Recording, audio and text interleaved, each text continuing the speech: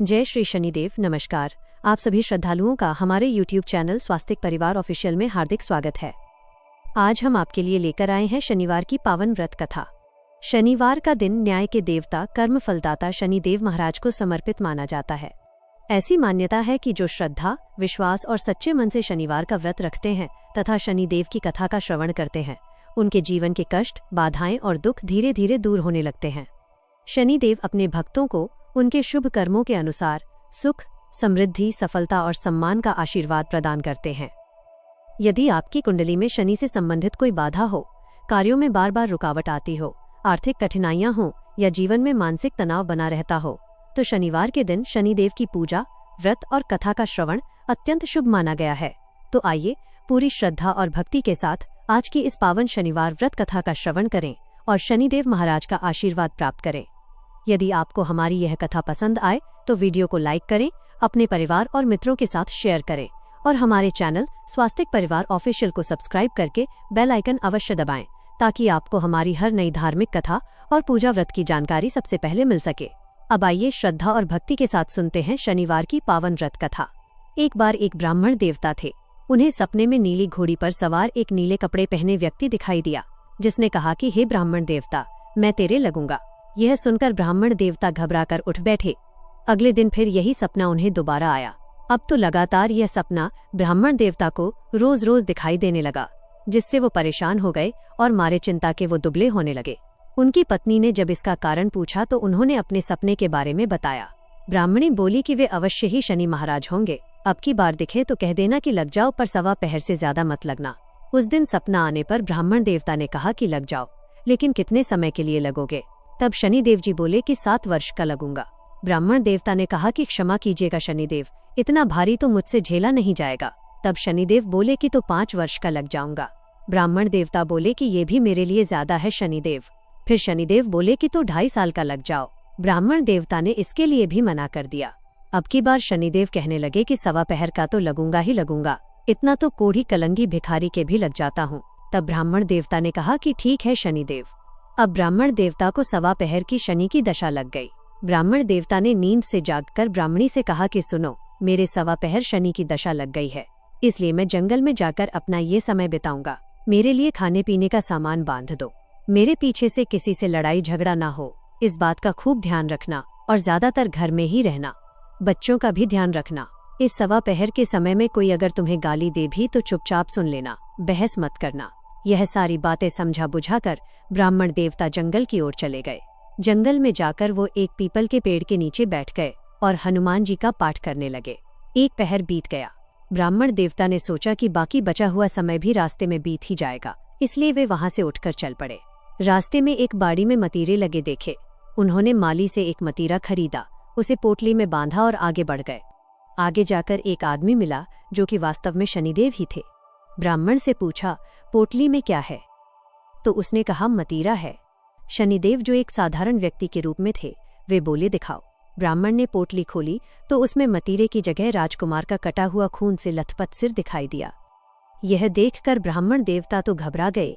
शनिदेव ब्राह्मण देवता को राजा के पास ले गए और कहा कि राजन, इस ब्राह्मण ने तो राजकुमार की हत्या कर दी है। इसके पास पोटली में राजकुमार का ही सिर है। राजा ने कहा, मैं ये नहीं देख सकता, इस ब्राह्मण को सूली पर चढ़ा दो।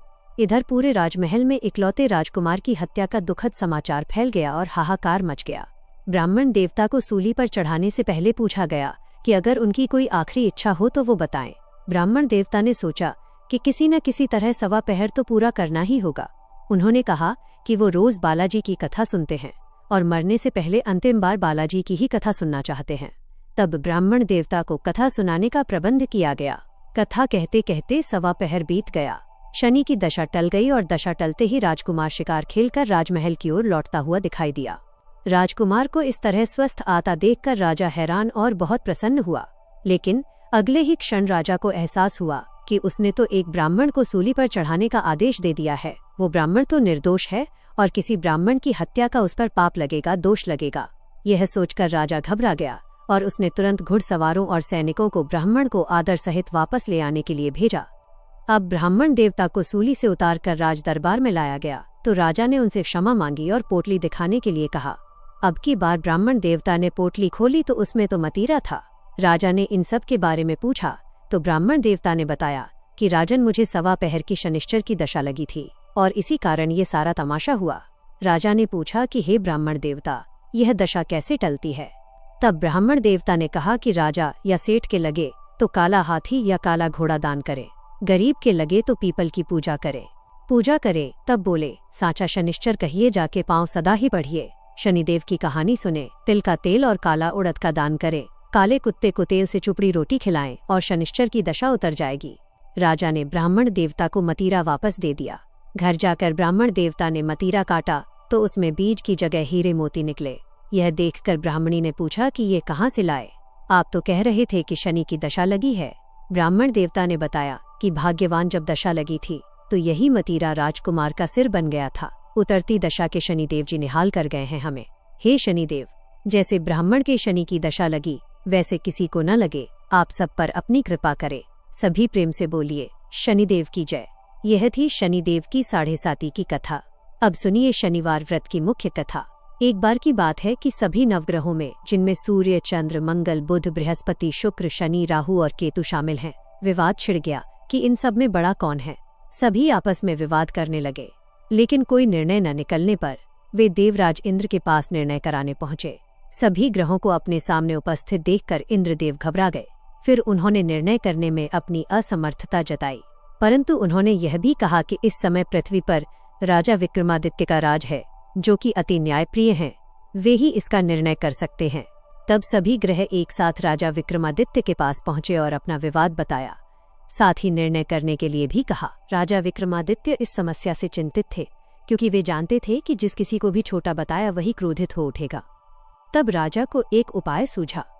उन्होंने स्वर्ण, रजत, कांस्य, पीतल, शीशा, रांगा, जस्ता, अभ्रक और लोहे से 9 सिंहासन बनवाए और उन्हें इसी क्रम से रख दिया। फिर उन सबसे निवेदन किया कि आप सभी अपने अपने सिंहासन पर स्थान ग्रहण करें।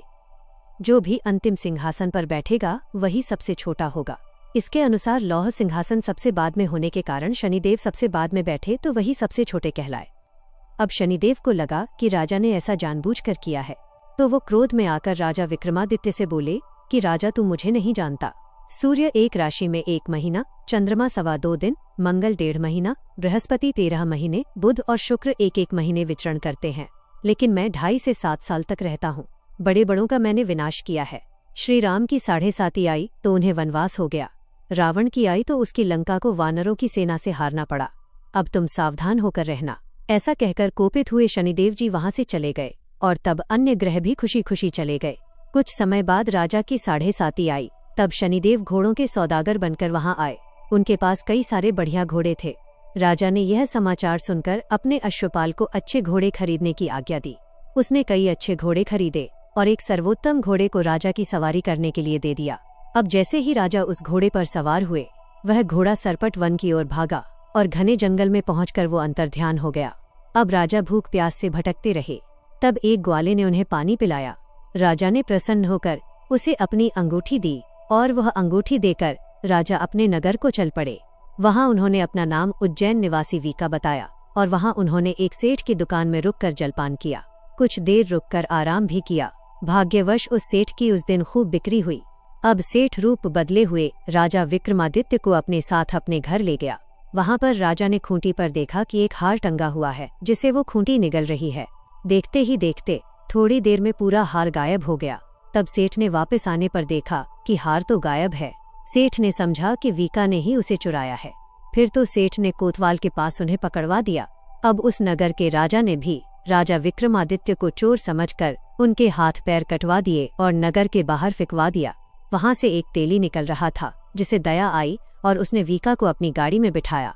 वो अपनी जीभ से बैलों को हाँकने लगा। उस समय तक राजा की शनि दशा समाप्त हो गई थी। वर्षा ऋतु आने पर राजा मल्हार गाने लगे। राजा जिस नगर में थे वहां की राजकुमारी मनभावनी को उनका गाना इतना पसंद आया कि उसने मन ही मन प्रण कर लिया कि वह उस राग गाने वाले से ही विवाह करेगी। राजकुमारी ने दासी को राग गाने वाले को ढूंढने भेजा। तब दासी ने बताया कि वो तो एक चौरंगिया अर्थात अपाहिज है, परंतु राजकुमारी नहीं मानी। अगले ही दिन वो भूख प्यास त्याग कर अनशन पर बैठ गई कि विवाह करेगी तो उसी से करेगी। बहुत समझाने पर भी जब राजकुमारी नहीं मानी तो राजा ने उस तेली को बुला भेजा और विवाह की तैयारी करने को कहा। फिर तो उसका विवाह राजकुमारी से हो गया। तब एक दिन सोते हुए स्वप्न में शनिदेव ने राजा को दर्शन देकर कहा कि राजन, देखा तुमने, मुझे छोटा बताकर कितना दुख झेला है। तब राजा ने उनसे क्षमा मांगी और प्रार्थना करते हुए कहा कि हे शनिदेव, जैसा दुख मुझे दिया है वैसा किसी और को मत दीजिएगा। तब शनिदेव मान गए और कहा कि जो मेरी कथा और व्रत करेगा उसे मेरी दशा में कभी कोई दुख नहीं होगा। जो व्यक्ति रोज मेरा ध्यान करेगा और चींटियों को आटा डालेगा उसकी भी सभी मनोकामनाएं पूर्ण होंगी। और ऐसा कहकर शनिदेव ने राजा को उनके हाथ पैर वापस कर दिए। इधर प्रातःकाल आंख खुलने पर राजकुमारी ने देखा तो वह बड़ी आश्चर्यचकित हुई। तब वीका अर्थात राजा विक्रमादित्य ने राजकुमारी को बताया कि वह उज्जैन के राजा विक्रमादित्य है। यह जानकर सभी अत्यंत प्रसन्न हुए। सेठ ने जब यह सुना तो वो राजा के पैरों पर गिरकर क्षमा मांगने लगा। राजा ने कहा कि ये तो शनिदेव का क्रोध था, इसमें किसी का कोई दोष नहीं। सेठ ने फिर भी निवेदन किया कि राजन, मुझे शांति तभी मिलेगी जब आप मेरे घर चलकर भोजन करेंगे। तब सेठ ने अपने घर तरह तरह के व्यंजनों से राजा का सत्कार किया। वहां सभी ने देखा कि जो खूंटी हार निगल गई थी वही अब उसे उगल रही थी। सेठ ने अनेक मोहरे देकर राजा का धन्यवाद किया। इसके बाद राजा रानी को लेकर अपने राज्य वापस लौट आए, जहां पर उनका खूब धूमधाम से स्वागत किया गया। राजा विक्रमादित्य ने कहा कि उन्होंने शनिदेव को छोटा बताया था, लेकिन वे तो सर्वश्रेष्ठ हैं। तब से राजा विक्रमादित्य के राज्य में शनिदेव की पूजा और कथा रोज होने लगी। शनिदेव की यह दिव्य और प्रेरणादायक कथा अब पूर्ण होती है। जिन्होंने भी श्रद्धा से इस कथा को सुना, उन्होंने न केवल शनिदेव की कृपा प्राप्त की, बल्कि अपने पापों का भी क्षय किया। कथा श्रवण का यही संदेश है कि जो जैसा कर्म करेगा वैसा फल पाएगा, पर शनिदेव यदि कृपा कर दें तो दुर्भाग्य भी सौभाग्य बन जाएगा। अब आइए हम सब मिलकर शनिदेव से विनम्र प्रार्थना करें। हे कर्मों के न्यायाधीश शनिदेव, हमारे अच्छे बुरे सभी कर्मों को क्षमा कर हमें सही राह दिखाइए। हमारे जीवन से संकट, दरिद्रता, रोग और शत्रुता को दूर कर धैर्य, विवेक, संयम और सफलता प्रदान कीजिए। शनिदेव की कथा सुनने मात्र से मनुष्य को चंद्र दोष, राहु केतु की बाधाएं और समस्त शनि पीड़ा से मुक्ति मिलती है। जो हर शनिवार को इस कथा को सुनते हैं, शनिदेव उनके जीवन की नैया पार लगा देते हैं। ओम शनीश्वराय नमः का जाप करते हुए कथा को यहीं विराम देते हैं, पर शनिदेव की ये भक्ति अनवरत चलती रहे। जय जय श्री शनिदेवाय नमः। ओम शांति शांति शांति। प्रिय श्रोताओं, अब आपको सुनाते हैं नवग्रहों की कथा। ज्योतिष शास्त्र में नवग्रहों को बहुत ही महत्वपूर्ण माना जाता है, क्योंकि इन्हीं ग्रहों की चाल के कारण सभी राशियों के जीवन पर सकारात्मक या नकारात्मक प्रभाव पड़ते हैं। लेकिन कथा सुनाने से पहले आपको नवग्रहों के माता पिता के बारे में भी बताते हैं कि इन सभी नवग्रहों के माता पिता कौन हैं। ज्योतिष विज्ञान में ग्रह और उनकी दशा का विशेष महत्व है। ये सभी नवग्रह किसी न किसी क्षेत्र जैसे शिक्षा, ज्ञान, धन, लाभ, हानि इनका प्रतिनिधित्व करते हैं। सबसे पहले सूर्य ग्रह की बात करते हैं। सूर्य देव के पिता का नाम कश्यप है और इनकी माता अदिति हैं। पंच देवताओं में सूर्य देव का विशेष महत्व है। इनकी 2 पत्नियां हैं, जिनका नाम संध्या और छाया है। शनि देव भगवान सूर्य के पुत्र हैं और यमराज और देवी यमुना भी इनकी संतान हैं। इसके बाद चंद्र ग्रह की बात करते हैं। चंद्रदेव महर्षि अत्रि के पुत्र हैं और उनकी माता का नाम अनुसूया है। शास्त्रों के अनुसार चंद्रदेव की 27 पत्नियां हैं, जो 27 नक्षत्रों का प्रतिनिधित्व करती हैं। चंद्रदेव बुध ग्रह के पिता हैं। अगले ग्रह मंगल ग्रह हैं। शास्त्रों में बताया गया है कि मंगल देव के पिता भगवान शिव हैं और भूदेवी इनकी माता हैं। मंगल पूरी तरह से ब्रह्मचारी हैं और मांगलिक दोष का संबंध भी इन्हीं ग्रह से होता है। चौथे ग्रह बुध ग्रह हैं। बुध देव के पिता चंद्र और माता का नाम देवी तारा है। बुध देव को समस्त वेदों और शास्त्रों का ज्ञान देवगुरु बृहस्पति से प्राप्त हुआ था और इनकी पत्नी का नाम इला है। चंद्रवंश का प्रारंभ भी इन्हीं से हुआ था। अगले ग्रह बृहस्पति ग्रह हैं। देवगुरु बृहस्पति के पिता महर्षि अंगिरस हैं और सुपा इनकी माता का नाम है तथा इनकी पत्नी का नाम तारा है।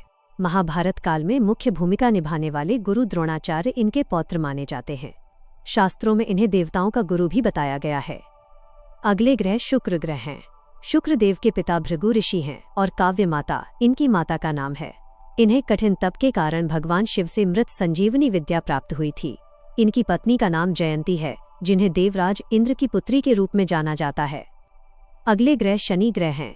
शनिदेव भगवान सूर्य के पुत्र हैं और इनकी माता का नाम छाया है। लेकिन शनि का स्वभाव अपने पिता के गुणों से बिल्कुल विपरीत है। शनिदेव कर्मों के अनुसार फल प्रदान करते हैं और इनकी पत्नी का नाम धामिनी है। इसके बाद अगले ग्रह के रूप में राहु और केतु को जाना जाता है, जो कि समुद्र मंथन के समय तक अमृत पान करने से पहले तक स्वरभानु थे।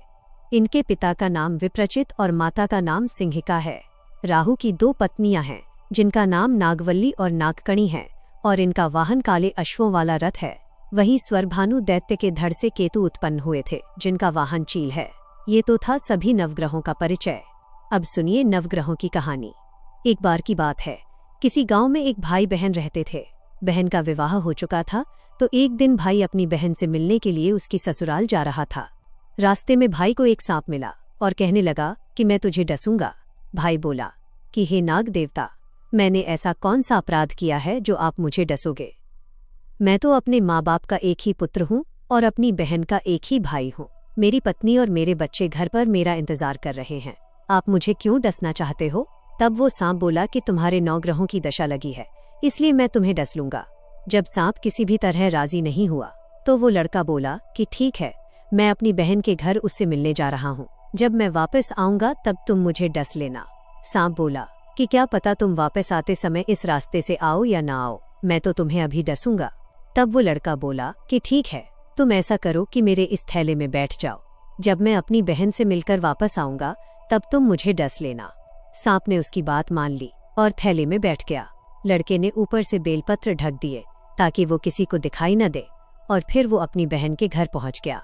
बहन उस समय 9 ग्रहों की कहानी कह रही थी। उसने भाई को आया हुआ देखकर भाई से कहा कि भाई तुम बैठो, मैं पहले 9 ग्रहों की कहानी कह लूं। तुम बैठो और मेरी कहानी भी सुनो। बहन ने कहानी कही और भाई ने कहानी सुनी। जीवों की, जानवर की, हाथी की, घोड़े की, कुत्ते की, बिल्ली की, भाई की, बहन की, घर के धनी की, बेटी जवाई की, देवरानी जेठानी की, सास ससुर की, संग की, सहेली की, सबके ग्रह शांत हो जाएं। घर चले 8 पग, आदमी चले 4 पग, सांप बिच्छू भंवरे सब आग में जले।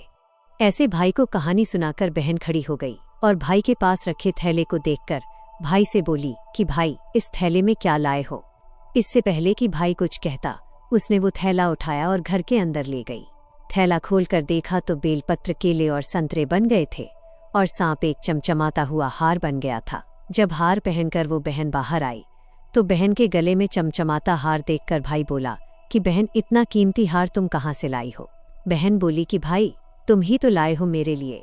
थैले में केले और संतरे के साथ हार भी तो था। भाई ने ये सुना तो वो हैरान रह गया और बोला कि बहन उसमें हार नहीं बल्कि मेरी मृत्यु का सामान था। ऐसा कहकर उसने सारी बात अपनी बहन को बताई और फिर कहने लगा कि बहन ये तेरे ही 9 ग्रहों की कहानी का प्रभाव है जो वो सांप हार बन गया। अब ये हार तू ही रख ले। कुछ दिनों के बाद बहन के घर रहने के बाद जब भाई वापस चलने लगा तो बहन बोली कि भाई तुम्हारे 9 ग्रहों की दशा लगी है, तुम घर जाकर भाभी से कहना कि वह 9 ग्रहों की कहानी कहे। ऐसा कहकर उसने अपने भाई को विदा किया। भाई जब अपने घर पहुंचा और जाकर अपनी पत्नी से बोला कि सुनो, हमारे 9 ग्रहों की दशा लगी है, हम नवग्रह की कहानी रोज कहा करेंगे। मैं कहूंगा और तुम सुनना, तुम कहोगी तो मैं सुनूंगा। फिर बोला कि जाओ 1 लोटा जल का भर कर लाओ और साथ में चावल और चीनी के दाने भी लेकर आओ। उसकी पत्नी सारी सामग्री ले आई। कहानी कही जीव की, जानवर की, हाथी की, घोड़े की, कुत्ते की, बिल्ली की, देवरानी जेठानी की, सास ससुर की, घर के धनी की, बेटी जवाई की, भाई बहन की, सबके नवग्रह शांत हो जइयो। घर चले 8 पग, आदमी चले 4 पग, सांप बिच्छू भंवरे सब आग में जल जइयो। सभी 9 ग्रहों को नमस्कार है। जैसे 9 ग्रहों की दशा भाई की उतरी, वैसे ही इस कहानी को कहते, सुनते और हुंकारा भरते सबकी उतरे। सब पर 9 ग्रहों की कृपा बनी रहे। अब सुनिए श्री शनि चालीसा पाठ। जय गणेश गिरजा, सुवन मंगल करण कृपाल, दीनन के दुख दूर करी कीजे नाथ निहाल। जय जय श्री शनिदेव प्रभु सुनहु विनय महाराज। करहु कृपा हे रवि तनय राखहु जन की लाज। जयति जयति शनिदेव दयाला, करत सदा भक्तन प्रतिपाला। 4 भुजा तनु श्याम विराजे, माथे रतन मुकुट छवि साजे। परम विशाल मनोहर भाला, टेढ़ी दृष्टि भकुटी विकराला। कुंडल श्रवण चमाचम चमके, ये माल मुक्तन मणि दम के। कर में गदा त्रिशूल कुठारा, पल बिच करे अरह संहारा। पिंगल कृष्णो छाया नंदन, यमकस्त रौद्र दुख भंजन, सौरी मंद शनि दशनामा। भानुपुत्र पूजह सबु कामा जाहि, पर प्रभु प्रसन्न हो जाहि। रंग कहु राव करे क्षण माही, पर्वत हूँ तृणन होई निहारत। तणहु को पर्वत कर डारत, राज मिलत बन रामह दीन हो। कैकई की मति हरि लीन हो, बनहु में मृग कपट दिखाई। मातु जानकी गई चुराई, लख नहीं शक्ति विकल कर डारा। मच गाल में हाहाकारा, रावण की गति मति बौराई। रामचंद्र सो बैर बढ़ाई, दियो कीट कर कंचन लंका। बजी बजरंग वीर की डंका, नृप विक्रम पर तोह पगुधारा। चित्र मयूर निगली गहारा, हार नौ लखा लायो चोतोरी। हाथ पैर डरवायो तोरी, भारी दशा कृष्ण दिखायो। तेल घर को चलवायो, विनय राग दीपक महकीन्यो। तब प्रसन्न प्रभु है सुख दीन्यो, हरिश्चंद्र नपनार बिकानी। आपहु भरे डोम घर पानी, कैसे नल पर दशा सिरानी। भूजी मीन कूद गई पानी, श्री शंकर ही गहो जब जाई। पार्वती को सती कराई, तनिक विलोकत ही कर रीसा। नभ उड़ गयो गौरी सुत सीसा, पांडव पर भय दशा तुम्हारी। बची द्रौपदी होत उघारी, कौरव के भी गति मति मार्यो। युद्ध महाभारत कर डार्यो, रवि कह मुख में धरी तत्काला। लेकर कूदी परियो पाताला, शेष देव लख विनती लाई।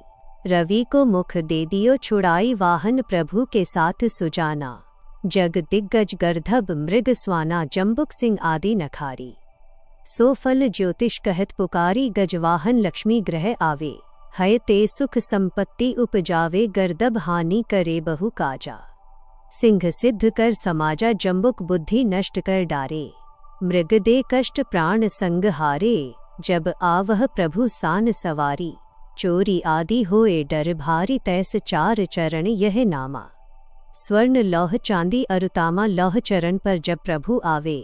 धन जन संपत्ति नष्ट करावे, समता ताम्र रचत शुभकारी। स्वर्ण सर्व सर्व सुख मंगल भारी, जो यह शनि चरित्र नित गावे। कबहु न दशा निकृष्ट सतावे, अद्भुत नाथ दिखावे लीला। करे शत्रु के नशिबल ढीला, जो पंडित सुयोग्य बुलवाई। विधिवत शनि ग्रह शांति कराई, पीपल जल शनि दिवस चढ़ावत। दीप दान दे बहु सुख पावत, कहत राम सुंदर प्रभु दासा। शनि सुमिरत सुख होत प्रकाशा, पाठ शनीश्वर देव को की हो भक्त तैयार। करत पाठ 40 दिन हो भवसागर पार, शनिदेव महाराज की जय। तो भक्तों, यही थी शनिवार की पावन व्रत कथा। हमें विश्वास है कि आपने इस कथा को श्रद्धा और भक्ति के साथ सुना होगा। भगवान शनिदेव की कृपा आप और आपके पूरे परिवार पर सदैव बनी रहे। आपके जीवन से सभी कष्ट, बाधाएं और दुख दूर हों तथा सुख, शांति, समृद्धि और सफलता का वास हो। यदि आपको ये कथा पसंद आई हो तो कृपया इस वीडियो को लाइक करें, अधिक से अधिक शेयर करें और हमारे चैनल स्वास्तिक परिवार ऑफिशियल को सब्सक्राइब करके बेल आइकन अवश्य दबाएं, ताकि आपको ऐसी ही धार्मिक कथाएं, व्रत कथाएं, भजन और पूजा विधि की वीडियो सबसे पहले मिलती रहें। यदि आपकी कोई मनोकामना हो तो उसे कमेंट बॉक्स में जय शनिदेव महाराज लिखकर अवश्य साझा करें। हम प्रार्थना करते हैं कि शनिदेव आपकी सभी शुभ मनोकामनाएं पूर्ण करें। अंत में आप सभी का हृदय से धन्यवाद। फिर मिलेंगे एक नई पावन कथा के साथ। जय शनिदेव महाराज, जय श्री राम, राधे राधे।